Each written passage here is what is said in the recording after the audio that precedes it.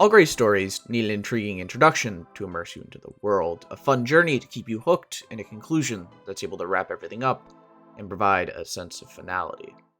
But that ending can be kind of bittersweet if the path to get there was particularly impactful.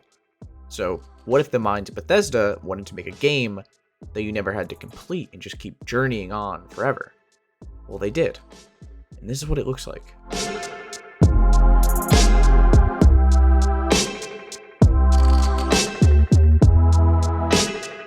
So off the bat, this video is not about Fallout 76, although that game is literally built around a business model which makes more money the longer you play.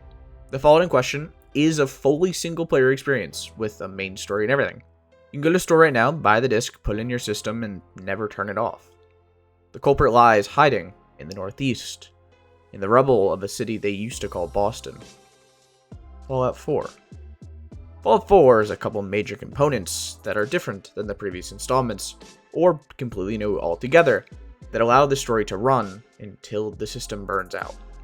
The first change was simply the removal of the level cap.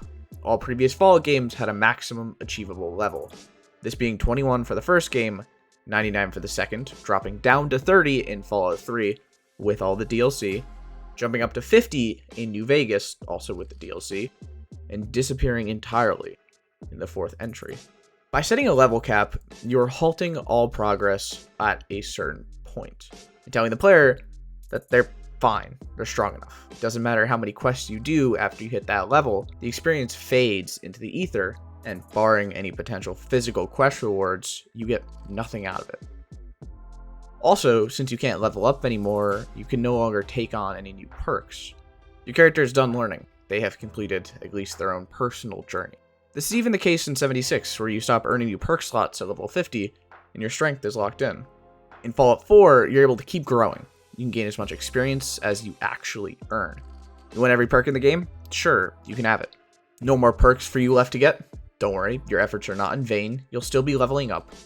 Just as you hit level 2 from 1, you can go from level 12,432 to 12,433. Sure, you hit a point where it's just an absurdly large number creeping forward, but it's still there for you to hunt down, for as long as you want. In order to level up, you do require experience, which can be gained in a myriad of ways, from dispatching the horrors of the waste to opening doors in computers. But one of the more surefire ways to acquire that coveted EXP is through the completion of quests. The problem is, however, that there are only so many handcrafted tales that can be built for the Boston Commonwealth.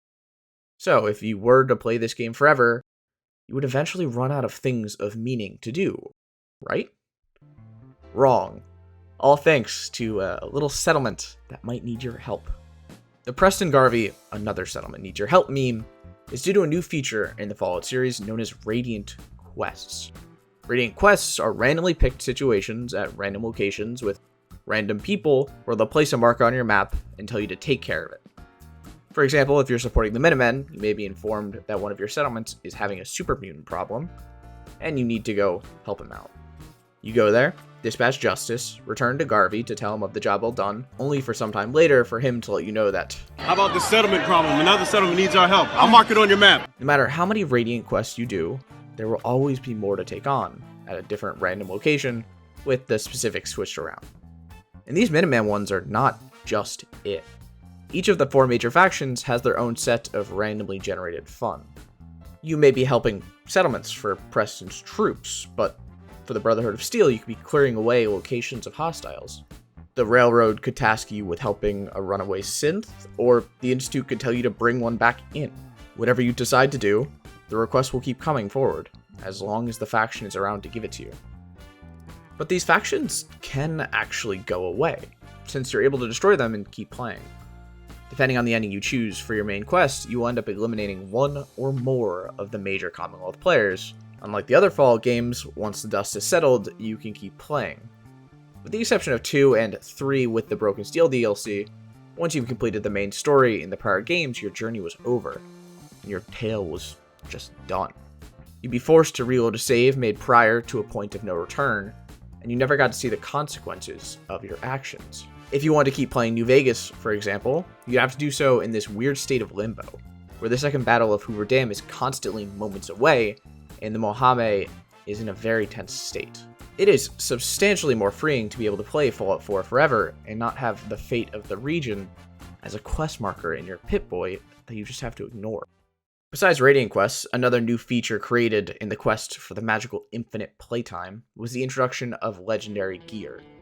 A legendary item is one that is dropped from a legendary enemy and will spawn with a random perk. These perks range dramatically in effectiveness from simply doing increased damage against bugs, all the way up to turning each projectile into its own explosive ordnance. Similar to how Radiant quests are, since the perks are randomly generated, there's an infinite number of legendary weapons and armor. Although there's a limited number of combinations, you're never going to be guaranteed a specific legendary drop. This can lead to large amounts of grinding if you're looking for a specific gun with just the right ability to turn you into the scorn of the wastes. In theory, that's infinite amounts of grinding, especially if you're a collector and you want to make sure that you have caught them all. But what does happen when you have collected them all? Acquired every single perk? Grown tired with the same repetitive Radiant quests and completed every handmade one? Where does this leave you? Well, they have a solution, and all it requires is the 16 digits on your favorite credit card, along with some minor details like the expiration date and security code. Fallout 4 introduced the Creation Club, which allow you to buy more content from modders. It's definitely not without controversy, but it does allow you to add more stuff to the game, and it supports the creator that made it. Most of these mods are simply cosmetic changes, such as skins for weapons and additional things to place in your settlement, but there are some quests that come along too. The magic thing about the Creation Club is that it can be updated at any time with new mods, and in theory, kept up forever with new content, although they have not added a single thing in quite a few years to the Creation Club. But, to be honest, I did hazard putting the Creation Club on this list, as it was not present at launch and only added years after the fact. Which is interesting, since it's really the only monetization incentive for you to play forever. Looking at the money aspect of a game like Fallout 4 at launch, if you buy it and put in a solid 50 hours and absolutely loved it, you're worth just as much to Bethesda's bottom line as the person who puts in 5,000. So, from an incredibly cynical aspect, why did they add these extended play features?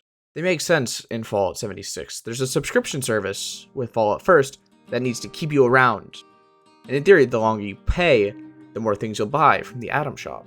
The only conclusion I'm left with is that they did it because they wanted to. They thought it would make the experience better, and that was it. At the end of the day, it is nice to reflect on some choices that were made, not for the money, but just for the respect and love of the player.